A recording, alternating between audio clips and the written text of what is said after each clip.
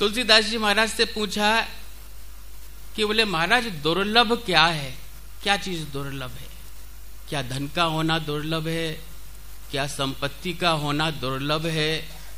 क्या वैभव का होना दुर्लभ है?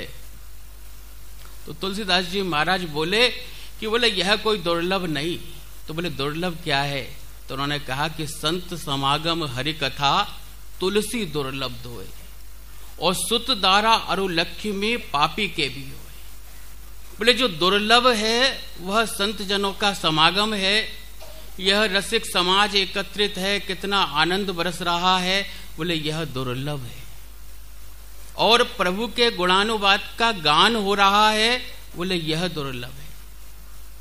बोले धन संपत्ति संपदा तो हिरण्यकश्यप पे भी थी, कंस पे भी थी, रावण पे भी थी, लेकिन उनके पास यह आनंद नहीं था, यह सुख नहीं था। बोले यह सुख कहाँ मिलता है? बोले यह सुख केवल प्रभु की शरण में मिलता है, यह सुख सत्संग में मिलता है। श्री हितरवंश महाप्रभु जी महाराज ने आज्ञा की कि इस सुख को प्राप्त करना है तो क्या कर, कि बोले तनहि राख सत्संग में मनहि प्रेम रस भेव, सुख चाहत हरिवंश हित कृष्ण कल्प तरु सेव। बोले यदि तू यह दिव्य सुख प्राप्त करना चाहता है तो इस तन को सत्संग में रखना। बोले सत्संग में हम भाव से रखें श्रेष्ठ, बोले इस सत्संग को हम कुभाव से रखें तो भी श्रेष्ठ। वह सत्संग एक ना एक दिन फलेगा जरूर। और इस सत्संग को हम अभाव से रखें कि हम उत्सव प्रारंभ होने से पूर्व नहीं आए, तो बोले उत्सव समापन के बाद जाओगे? बोले नहीं, हम तो बाप जी घंटे भर के लिए आए, चले जाएंगे। तो ये अभाव है, उत्सव का पूर्ण आनंद नहीं मिला। बोले जैसे भी रखे इस तन को सत्संग में रखे, उत्सव में रखे। तो बोले यह सत्संग में देह रहेगा तो इस सत्संग का प्रभाव उसके ऊपर अवश्य पड़ेगा। देखिए एक संग होता है, एक कुसंग होता है और एक सत्संग होता है। बोले संग किसको कहते हैं? कि हम दो पड़ोसी व्यक्ति अपने भवन से, अपने मकान से निकले, मार्ग पर हम साथ कुछ समय के लिए गए।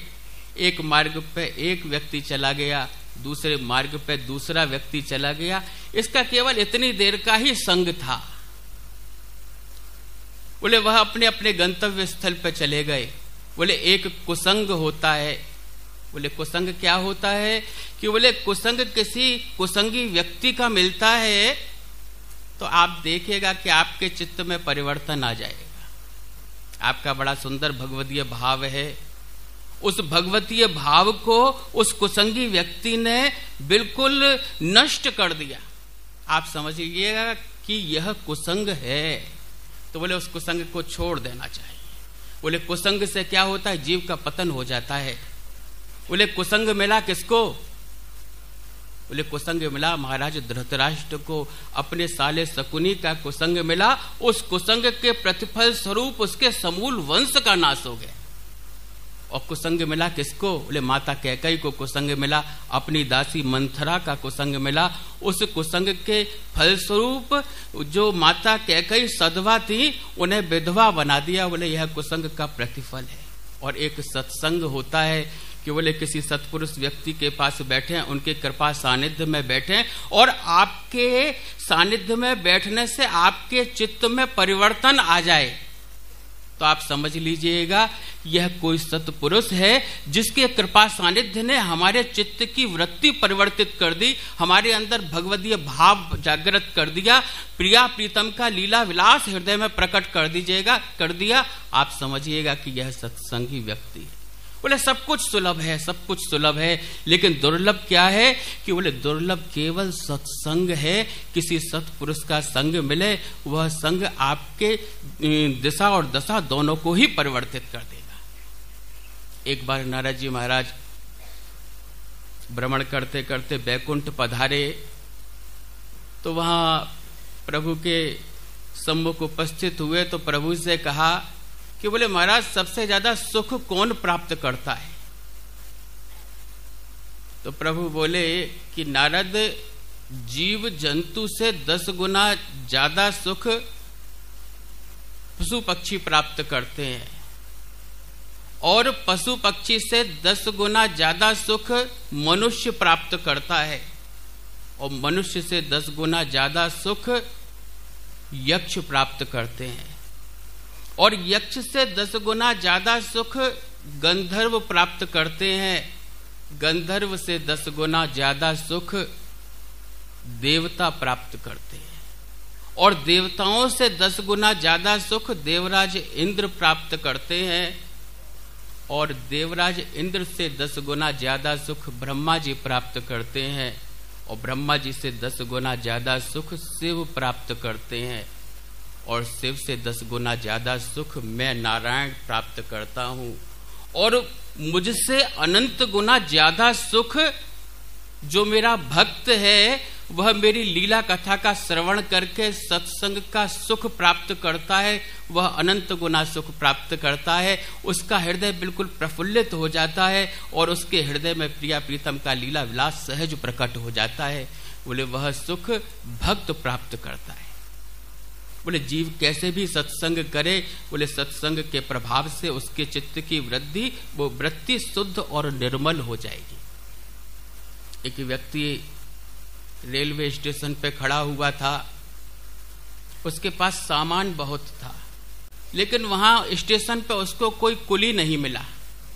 बहुत देर इंतजार करता रहा कि इतना सामान है ट्रेन में ले जाके कैसे रखूं, खड़ा रहा तो वहां देखा कि एक भगवदीय व्यक्ति बैठा हुआ है, प्रभु की माला कर रहा है। तो उन्होंने जाकर के उस व्यक्ति से कहा कि बोले भैया मेरे पास सामान बहुत है, कोई कुली मिल नहीं रहा, तुम कृपा करके यह सामान ट्रेन में रखवा दो। तो उसने मना कर दिया कि बोले मैं इस समय परमात्मा की सेवा में बैठा हुआ हूँ, भजन कर रहा हूँ, मैं नहीं रखवा सकता। तो उस सेठ ने, उस व्यक्ति ने अनुनय विनय किया तो उसको दया आ गई। वह व्यक्ति बोला कि ऐसा है कि मैं तुम्हारा सामान तो ट्रेन में रखवा दूंगा लेकिन मैं सत्संगी व्यक्ति हूं, तुम्हें मेरे सत्संग का श्रवण करना पड़ेगा। बोले मैं पैसा वैसा नहीं लेता हूं, सत्संगी व्यक्ति हूं, तुम्हें मेरे सत्संग का श्रवण करना पड़ेगा। तो सेठ ने विचार किया कि मैं सामान तो ले जा नहीं सकता, तो चलो यह सामान ले चलेगा, सत्संग ही तो सुनना है, मेरा क्या जाएगा।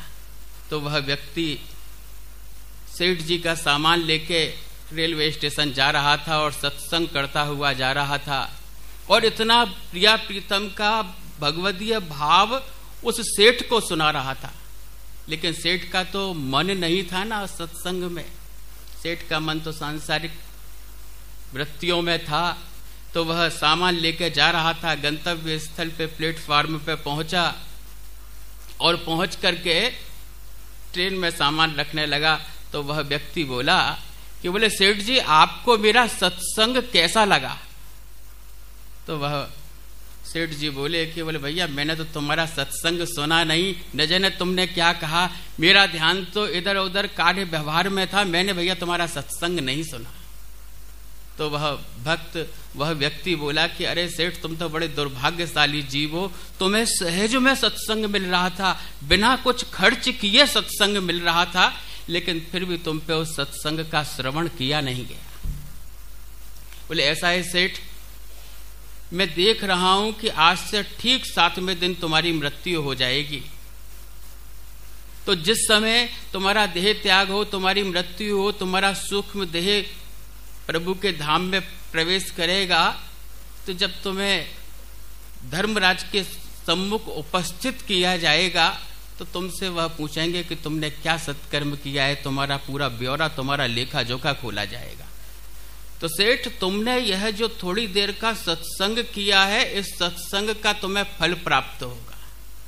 तो तुम धर्मराज से कहना कि बोले महाराज मैं इस सत्संग का, या जो मैंने कुछ क्षण सत्संग किया है, इस सत्संग का फल मैं भोगना नहीं, देखना चाहता हूं। उस सेठ की ठीक 7वें दिन मृत्यु हो गई।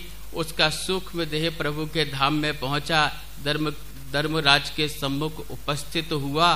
तो वहां उसका पूरा लेखा जोखा खोल दिया कि बोले इसने अपने जीवन में कोई सत्कर्म नहीं किया, इसने तो सत्संग, कुछ क्षण का सत्संग किया, वह सत्संग भी भाव से नहीं किया। तो बोले इसके फलस्वरूप धर्मराज बोले कि बोले इसको स्वर्ग भेज दो। तो बोले महाराज मैं स्वर्ग नहीं जाना चाहता, मैं इस सत्संग का फल भोगना नहीं, देखना चाहता हूं। तो बोले देखना चाहते हो? तो बोले हमारे यहाँ तो भाई देखने का ऐसा कोई विधान नहीं है, जो सत्कर्म करता है उसको स्वर्ग भेज देते हैं, जो अधर्म करता है उसको नरक भेज देते हैं, हमारे यहाँ देखने का कोई विधान नहीं। तो बोले महाराज मुझे तो जो प्रार्थना करनी थी वह प्रार्थना कर दी महाराज, मैं उस कुछ क्षण सत्संग का फल देखना चाहता। तो वह धर्मराज से प्रार्थना करता है। तो धर्मराज बोले कि ऐसा है कि इस व्यक्ति को ब्रह्मा जी के पास ले चलते हैं, वही सृष्टि की रचना करते हैं, वही बताएंगे। तो वह उस व्यक्ति को लेकर धर्मराज ब्रह्मलोक पहुंचते हैं, ब्रह्मा जी के समीप उपस्थित होते हैं कि बोले महाराज यह जीव है, इसने अपने जीवन में कोई सत्कर्म नहीं किया, कुछ क्षण का सत्संग किया, यह उसका फल भोगना नहीं, देखना चाहता है। तो बोले अच्छा, बोले ऐसा तो कोई विधान नहीं है कि इसको कुछ क्षण सत्संग का क्या फल दिखाया जाए।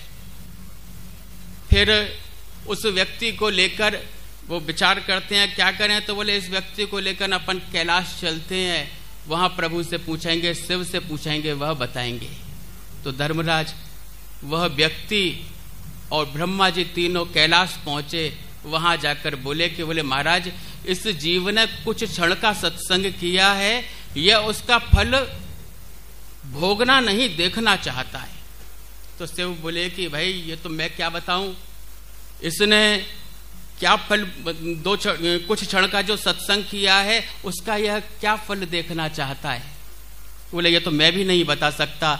तो वह उस सेठ को और ब्रह्मा जी और शिव जी लेकर के बैकुंठ पहुंचे और पहुंच के बोले कि महाराज यह हमारे सामने एक विषम परिस्थिति उत्पन्न हुई है, इसने बोले महाराज अपने जीवन में कोई सत्कर्म नहीं किया, कुछ क्षण का सत्संग किया है, यह उस सत्संग का फल देखना चाहता है, भोगना नहीं चाहता। तो प्रभु बोले कि अरे सेठ यह तू क्या कह रहा है, तू और इस 2 क्षण का सत्संग का क्या फल देखना चाहता है। कि बोले तुझको स्वयं धर्मराज, स्वयं ब्रह्मा जी और स्वयं शिव बैकुंठ लेके पधारे हैं, तुझे बैकुंठ का वास प्राप्त हो रहा है और यहाँ का अखंड वास तुझको प्राप्त होगा, और तू 2 फल का सत्संग का क्या फल भोगना चाहता है, क्या देखना चाहता है। बोले जीव जैसे भी सत्संग करे उसको सत्संग का फल अवश्य प्राप्त होता है। आज्ञा की कि भाव को भाव अनख आलस। बोले यदि हम सत्संग भाव से करते हैं तो वह फलता है, यदि हम सत्संग को भाव से करते हैं तो वह सत्संग फलता है। हम सत्संग में बैठे तो अपने चित्त की वृत्ति को सत्संग में लगा के रखें। एक राजा के दरबार में एक कठपुतली विक्रेता पहुंचा, उसके पास 2 कठपुतली थी। एक कठपुतली का दाम 5 रुपया था और दूसरी कठपुतली का दाम 500 रुपया था। तो राजा ने कहा कि भाई दोनों कठपुतली एक सी हैं, एक के दाम 5 रुपया है और दूसरे का दाम 500 रुपया, इसमें अंतर क्या है।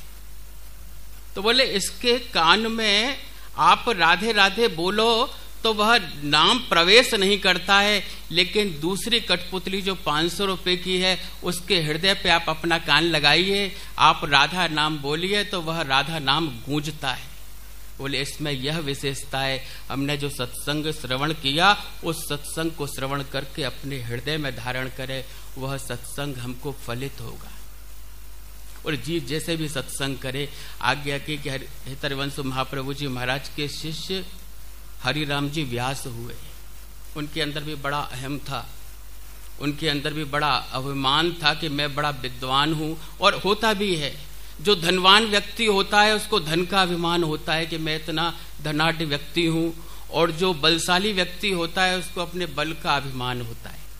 और जो विद्वान आदमी होता है ना, उसको अपनी विद्वत्ता का बहुत अभिमान होता है। तो हरिराम जी व्यास बहुत अभिमान था, उनका अभिमान बिल्कुल चूर चूर हुआ जब श्री हरिवंश महाप्रभु जी महाराज की शरण में आए। उनकी जो चित्त की वृत्ति थी अभिमान से परिपूर्ण थी, वह बिल्कुल चूर चूर हो गई। उन्होंने कहा कि बोले महाराज आप मुझे शरणागत कीजिए, वह प्रसंग तो आपने सुना ही है। तो शरणागति प्रदान कर हरिवंश महाप्रभु जी महाराज ने व्यास जी को नित्य विहार का रास विलास रहस्य समझाया। अब वह श्रवण करने के पश्चात तो व्यास जी महाराज को वही सत्संग की पंक्तियां सदैव कानों में गूंजती रहे। व्यास जी महाराज ओरछा तो चले गए, लेकिन उनका ओरछा में मन ना लगे। वहां क्या हो और मन में विचार करें श्री जी के सम्मुख विराज कर कि हरि हम कब होंगे ब्रजवासी। ठाकुर नंद किशोर हमारे ठकुरानी राधासी, सखी सखी सहेली नीकी मिली हैं हरिवंशी हरिदासी, हरि हम कब होंगे ब्रजवासी। बोले महाराज मेरे प्रारब्ध कब उदय होंगे, जो मुझको वृंदावन धाम का वास प्राप्त होगा, यह प्रिया प्रीतम की सेवा वृंदावन धाम में प्राप्त होगी। बोले महाराज मेरा प्रारब्ध कब उदय होगा। रोज प्रार्थना करते तो जो वहां के महाराज मधुकर साहा थे, उनसे बोले कि बोले मधुकर साहा मैं वृंदावन जाना चाहता हूं। तो मधुकर साहब मना करते थे कि महाराज आप यहीं विराजें, आपके विराजने से यहाँ ज्यादा आनंद है, लोक कल्याण भी होता है महाराज, आप विराजते हैं तो सत्संग का सुख भी मिलता है और आत्म कल्याण। बोले महाराज मेरा भी कल्याण होता है, आप महाराज यहीं विराजें। फिर व्यास जी महाराज रुक गए, लेकिन उनके चित्त में वही पंक्तियां घूमती थीं।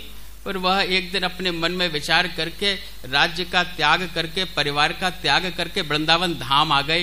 वृंदावन धाम आने के पश्चात जो उनकी प्रफुल्लता थी, जो उनकी प्रसन्नता थी, वह सहज दृष्टिगत होती थी। तो मधुकर साहब और व्यास जी महाराज के परिवार के साथ वह भी कुछ समय के पश्चात वृंदावन आ गए। तो व्यास जी महाराज से बोले कि बोले महाराज आप बहुत दिन वृंदावन वास कर लिए, अब आप चलो महाराज। तो उन्होंने कहा कि नहीं, अब तो श्री जी ने कृपा करिए, वृंदावन बुलाया है, नहीं जाएंगे। तो उन्होंने बहुत अनुनय विनय किया। तो व्यास जी महाराज बोले कि देखो अभी होली का उत्सव है, होली का उत्सव करके फिर चलेंगे। तब होली हो गई। अब देखिए वृंदावन के उत्सवों का एक आनंद जो है वह अलग ही है। होली का उत्सव हुआ तो कुछ समय में जो उत्सवों की श्रृंखला होती है वो निरंतर चलती रहती है। फिर फूल बंगले चालू हो गए कि बोले अब चलेंगे, फिर उसके बाद हेतोत्सव, फूल बंगले, फिर उसके बाद झूला उत्सव, उसके बाद कृष्ण जन्मोत्सव, फिर राधा जी का प्रिया जन्मोत्सव, फिर पाटोत्सव, नित्य निरंतर उत्सव चलते रहे। साल भर व्यतीत हो गया। उन्होंने कहा अब चलेंगे अब चलेंगे। तो एक बार व्यास जी महाराज यमुना पुलिन पे विराजमान थे। ओरछा नरेश एक सत्संगी व्यक्ति से, एक संत से पूछते हैं कि बोले एक बात बताओ कि व्यास जी किसकी आज्ञा का पालन करेंगे। तो उन्होंने कहा कि यदि आपको इनको अपने साथ लेवा ले जाना है तो हरिवंश महाप्रभु जी की शरण में चले जाओ, वो यदि आज्ञा करेंगे तो इनको जाना पड़ेगा। तो मधुकर साहब बहुत प्रसन्न हुए। उन्होंने जाकर के श्री हरिवंश महाप्रभु जी महाराज से प्रार्थना करी कि बोले महाराज आप एक बात बताइए कि लोक कल्याण श्रेष्ठ है कि आत्म कल्याण श्रेष्ठ है। उन्होंने कहा कि प्रथम पक्ष की अपेक्षा द्वितीय पक्ष श्रेष्ठ है। तो बोले महाराज यदि व्यास जी महाराज वृंदावन रहते हैं तो इनको ही सुख मिलता है, लेकिन इनके ओरछा विराजने से वहां लोक कल्याण होता है महाराज, प्रत्येक व्यक्ति को सुख मिलता है। आप इनको आज्ञा दें कि यह ओरछा चले जाएं। तो यह समाचार जब चर्चा हो रही थी तो वहां एक संत बैठे हुए थे। उन्होंने व्यास जी से कहा कि भाई आपको ओरछा जाना पड़ेगा। बोले क्यों? कि बोले गुरुदेव ने आज्ञा कर दी है, जाना पड़ेगा। व्यास जी महाराज की तो बिल्कुल हालत खराब हो गई, बहुत दुखी, बहुत व्यथित। व्यास जी महाराज ने अपना मुख काला कर लिया और वृंदावन धाम की लता पताओं से लिपट लिपट के रोए कि मैं कितना दुर्भाग्यशाली हूं जो मुझे वृंदावन से जाने की आज्ञा मिल रही है। बहुत रोए, उनका मन बिल्कुल व्यथित हो गया, बिल्कुल द्रवित हो गया। वह सेवा कुंज में प्रिया जी के समक्ष बैठ करके प्रार्थना करते हैं, अपना मस्तक पटक पटक के रोते हैं कि बोले महाराज ऐसा क्या हो गया मुझसे अपराध जो आपने मुझको वृंदावन से बाहर जाने की कृपा कर दी कि मैं वृंदावन से बाहर चला जाऊं। बोले आप महाराज कृपा करो, मस्तक पटक के प्रार्थना करते हैं कि किशोरी मोहे अपनी कर लीजिए। बोले यह जो संसार की वस्तु पदार्थ संपदा यह मुझे नहीं चाहिए। बोले मुझे क्या चाहिए? बोले किशोरी मोहे अपनी कर लीजिए और दियो कछु भावत नाही वृंदावन रज दीजिए। खग मृग पशु पंछी जे या बन के चरण शरण रख लीजिए। किशोरी मोहे अपनी कर लीजिए। बिल्कुल उनका मस्तक लहू लुहान हो गया। प्रिया जी ने सहज कृपा करी और उनको अखंड वृंदावन धाम का वास प्राप्त हुआ। अब आप अपने मन में विचार करिए कि यह ऐसे दिव्य भगवदीय भाव कब जागृत होते हैं? जब हमारा सत्संग होता है, किसी सत्पुरुष का संग मिलता है, आपके हृदय में भगवदीय भाव जागृत हो जाए, भगवदीय सेवा के प्रति अनुराग जागृत हो जाए, वृंदावन धाम के प्रति अनुराग जागृत हो जाए, उसकी कृपा से समझ लेना यह सत्संगी व्यक्ति है। इसकी कृपा हमें प्राप्त हो, वही सत्संग की श्रेणी में आता है।